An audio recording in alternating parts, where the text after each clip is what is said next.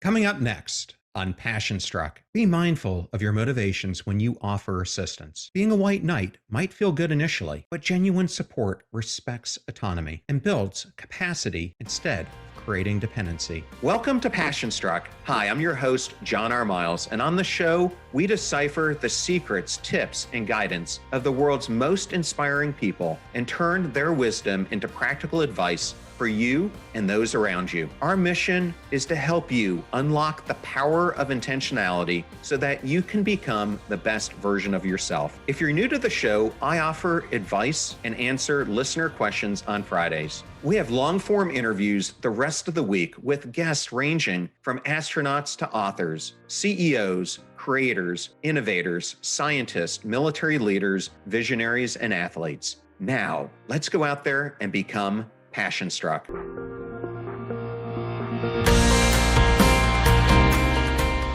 Have you ever felt a burning need to rescue someone who was in distress, even when they didn't ask for your help? Welcome to the world of the savior complex. Picture yourself as an overzealous superhero, swooping down at every hint of trouble. It sounds noble, right? But what if this urge is causing more harm than good? We all have heard of stories like Renee Bach's mission in Uganda, which spiraled into controversy. She started with the best of intentions, but ended up in heartache and loss. Though born from noble aspirations, the savior complex has become a double-edged sword. It whispers in our ears that we are the only ones capable of saving, fixing, or rescuing others from their struggles. It can be an intoxicating belief, driven by an undeniable desire to help and make positive impact. Yet, in its unchecked form, the savior complex can lead to unintended consequences, both for ourselves and for those we seek to assist. In today's episode, I'm going to guide you on a journey of self-exploration, seeking to understand the complexities of the savior complex, and more importantly, discovering ways to overcome it. I'll delve into 6 practical and enlightening strategies that not only untangle the web of saviorism, but also pave the way for healthier relationships, personal growth, and genuine empathy. Join me as we navigate this path to self-healing, shedding light on how to break free from the clutches of savior complex, and in the process, uncovering a more profound sense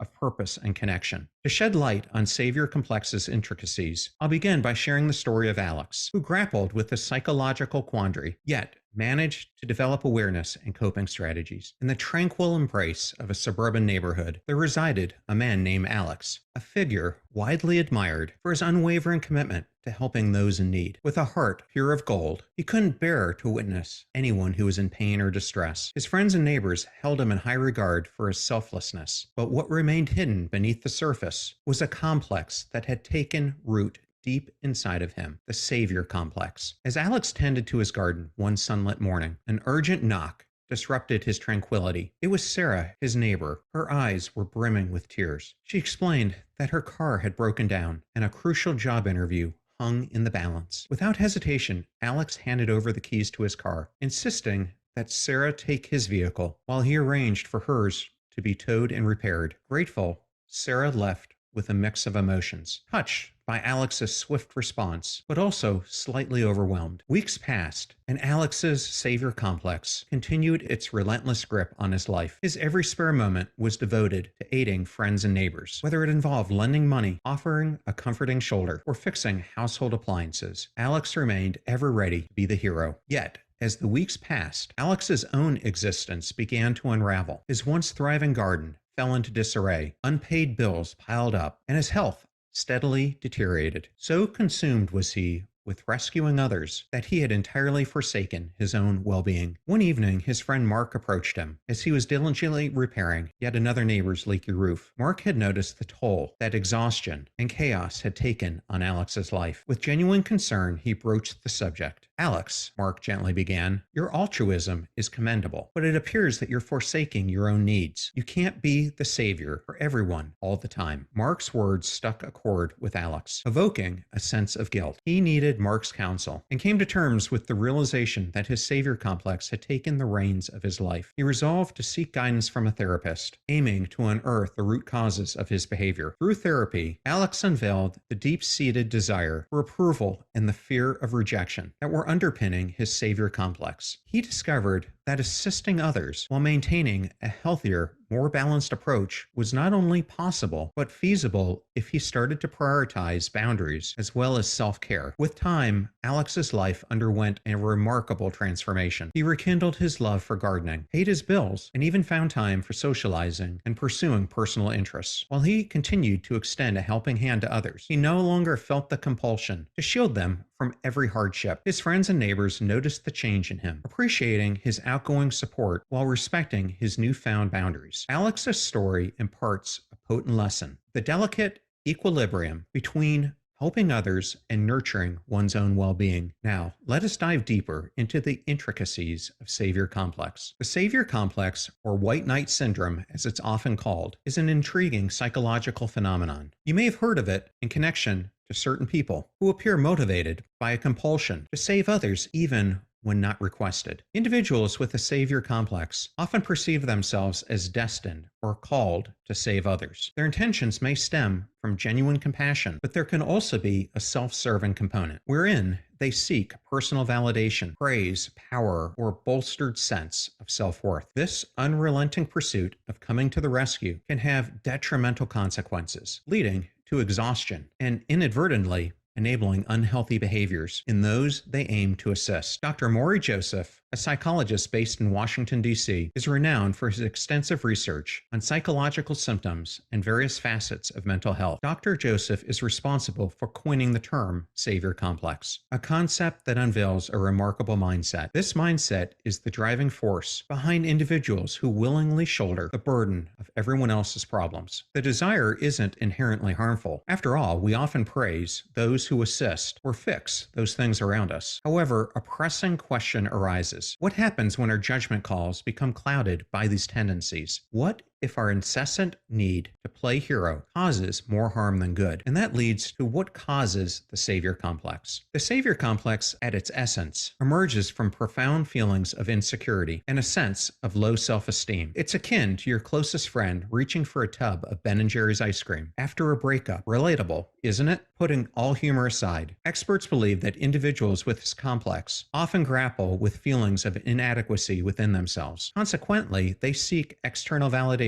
by excessively extending help to others. This inclination can lead to ill-suited paths. Imagine for an instant entrusting a critical home repair project solely to someone's boundless enthusiasm, devoid of genuine skills. The outcome is likely to be nothing short of disastrous. While the savior complex isn't formally recognized as a medical diagnosis, delving into its underlying causes offers invaluable insights into why certain individuals develop an insatiable urge to save or rescue others, even at their own detriment. Here are some of the key factors contributing to savior complex. The first is past experiences and traumas. Many individuals with a savior complex have endured significant traumas or challenging life events. This could include childhood neglect, abuse, or bearing witness to the suffering of loved ones. Such experiences can shape an individual's worldview and ignite a fervent desire to shield others from these same hardships. Second, a need for validation. Some with savior complex seek validation and self-worth through their acts of rescue. Helping others provides them with a sense of purpose as well as self-esteem, compensating for potential voids in other aspects of their lives. This craving for validation fuels their ongoing savior-like behaviors. Third, mental health conditions. While not universally present, the savior complex can sometimes be linked to underlying mental health conditions, including bipolar disorder, delusional disorder, and schizophrenia. In such cases, the complex becomes entwined with the individual's overall mental state, rendering it more challenging to address. Fourth, personal beliefs and values play a significant role in the development of savior complex. For instance, those particularly aligned to a certain religion or ideology emphasizing altruism may feel a moral obligation to take on the role of a savior. And fifth, family dynamics and upbringing exert a substantial influence. Individuals raised in families where they're expected to shoulder caregiving responsibilities for parents or siblings may develop a savior complex as a natural extension of their upbringing. Understanding these underlying causes offers a critical foundation for addressing and mitigating the savior complex's effects effects on individuals and their interactions with those around them. So now let's go into some of the harmful effects of savior complex. Why should we pay attention to this superhero wannabe condition? After all, wearing invisible capes seems like a thrilling idea, granting us the powers of heroes that we admire. But in reality, harboring the savior complex can lead to significant and far-reaching consequences, impacting both our professional and our personal lives. Some of these effects include burnout. People with the savior complex often take on more responsibilities that they can handle, neglecting self-care. Those with a savior complex tend to prioritize the needs of others over their own. Dependency. People who constantly rely on the savior figure may become dependent and lose the ability to solve problems or make decisions independently. Strained relationships. Constantly rescuing others can strain personal relationships, enabling destructive behavior. In some cases, helping too much can allow destructive behaviors in others, such as addiction or financial irresponsibility. Unrealistic expectations. People with savior complex often set unrealistic expectations, leading to constant disappointment and frustration. Isolation. The constant need to rescue others can isolate individuals who may prioritize their heroic activities over social connections and personal interest. And lastly, a lack of boundaries. Those with a savior complex may have a difficulty setting and maintaining boundaries, leading to overextension and further stress. Recognizing these potential pitfalls is the first step in mitigating these effects of the savior complex. It's crucial to strike a balance between helping others and preserving one's own well-being to lead a healthier and more fulfilling life. Now let's talk about the savior complex and some well-known real-life scenarios. Ever heard of Renee Bach? She's a name that you need to know when discussing savior complex. In 2009, this young American started her own charity called Serving His Children in Uganda. Grand dreams and noble intentions fueled Renee Bach's journey from Virginia to East Africa. However, the outcome was far from what anyone could possibly have hoped for. Despite having no medical training, Bach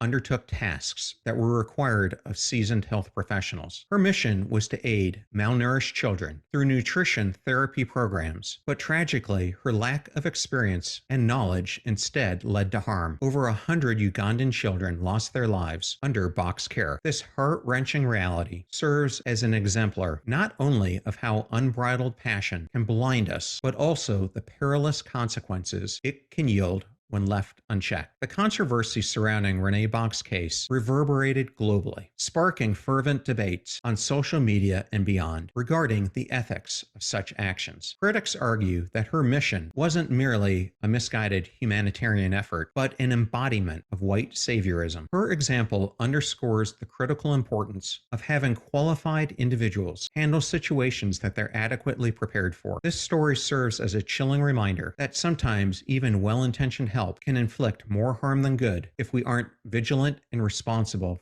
for our actions. As we witness with the story of Renee Bach, the savior complex often intersects with other personality traits and behaviors, creating intricate dynamics in individuals' lives. One common trait that frequently intertwines in the savior complex is perfectionism. Those driven by perfection may feel compelled not only to rescue, but to do it flawlessly, spiraling into a cycle of unattainable expectations and eventually burnout. Additionally, the savior complex can intersect with people-pleasing tendencies.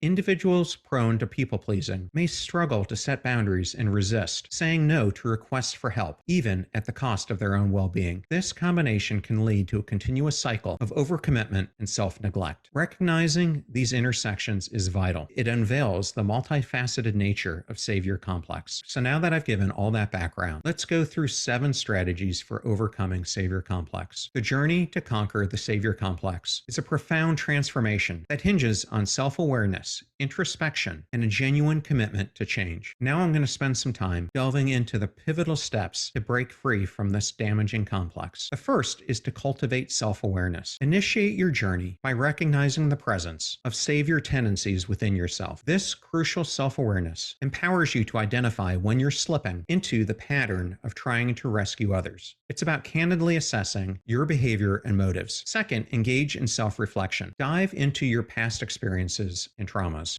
to unearth the origins of your compulsions to save others. Reflect on your upbringing, early relationships, and significant life events that may have shaped your savior complex. This introspective exploration can unveil the root causes of your behavior. Third, prioritize self-care. Embrace the practice of prioritizing your own well-being without succumbing to guilt. Recognize that self-care isn't selfish. It's an essential aspect of maintaining your emotional and mental health. Establish boundaries and dedicate time to activities that nurture your inner self. Fourth, practice active listening. Acknowledge that not everyone seeks a problem solver. Sometimes people just crave a listening ear and empathy for their experiences and emotions. Rather than rushing to provide solutions, cultivate the art of active listening and validate the feelings and perspectives of others. Fifth, set firm boundaries. Establishing boundaries is essential to safeguard your personal time and to prevent burnout. Understand your limitations and honor them. Embrace the liberating power of saying no when necessary and exercise mindfulness in your choices. 6. Redefine your approach to helping. Seek healthier ways to support others that don't revolve around rescuing or enabling, considering offering guidance or assistance when it's genuinely solicited and required, refraining from imposing your solutions. And finally, number 7, address the fears that might underlie your compulsion to help, such as the fear of appearing to be uncaring or the fear of conflict. Recognize that your self-worth doesn't hinge solely on being a savior. It's acceptable to allow others to make choices, even if they differ from your advice. Embracing these strategies not only liberates you from the constraints of the savior complex, but paves the way for healthier relationships and personal growth. Now, let's just touch on how do you support someone with savior complex. If you find yourself in a position where a friend, family member, or colleague is grappling with a savior complex, your support can play a pivotal role in their journey towards self-awareness and adopting healthier helper behaviors. Here are several ways that you can assist them. The first is to have open and non-judgmental communication. Initiate a candid and non-judgmental conversation with the individual. Express genuine concern for their well-being and address your observations regarding their tendency to shoulder excessive burdens. Create a safe place where they feel comfortable sharing their feelings and thoughts without the fear of criticism. Second, offer emotional support. Emphasize that it's entirely acceptable for them to seek assistance and that they not need bear the weight of others' problems alone. Extend emotional support and become a compassionate listener when they require an outlet to discuss their challenges and frustrations. Third, respect their boundaries. Avoid pressuring them to undergo an immediate transformation. Recognize that conquering a savior complex is a gradual process that may require time to adjust their behavior and outlook. Fourth, share resources, such as pertinent articles, books, or online resources, such as this podcast, that delve into the intricacies of savior complex. Equipping them with a deeper understanding of their behavior and offering tools for self-improvement can be immensely beneficial. And finally, fifth, celebrate progress. Recognize and celebrate any stride they make in managing their savior complex. Positive reinforcement serves as a motivating force, encouraging them to persist in their journey of positive change. Assisting someone navigating savior complex may present challenges, but your encouragement and empathy can yield significant impacts on their quest to strike a healthier balance between helping others and preserving their own well-being. So I have gone through a lot today, so let me sum this up for you. One of the key things that I want you to take away from today's episode is the need for discovering balance. In the pursuit of aiding others, it's essential to discover a balance that safeguards your own well-being while honoring the autonomy and growth of those you endeavor to assist. Authentic support revolves around granting individuals the space to learn, evolve, and make choices independently. Remember that meaningful transformation cannot be imposed from the outside. It must emanate from within. Ultimately, finding equilibrium in assisting others represents a voyage of personal growth, self-discovery, and the cultivation of a healthier approach to making a positive impact on the world. It underscores our profound responsibility to ourselves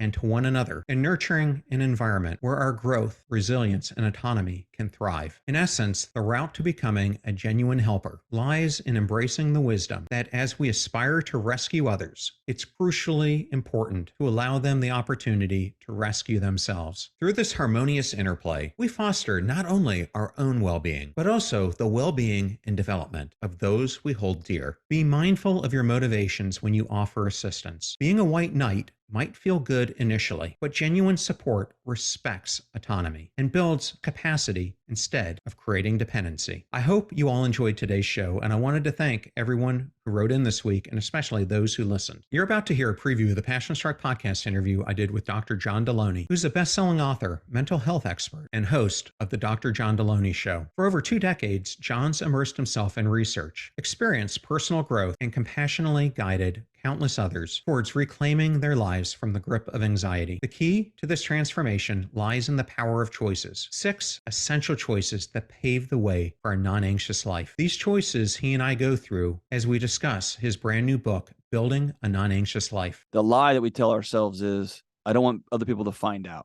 And I'm constantly reminding folks, if you're struggling with anxiety, if you're struggling with depression, if you're struggling with food choices and body image issues, the people around you know. The demon there is often, if they truly love you, they will think it's them that's making you uncomfortable, and they'll try to solve it. And especially your kids will try to solve it.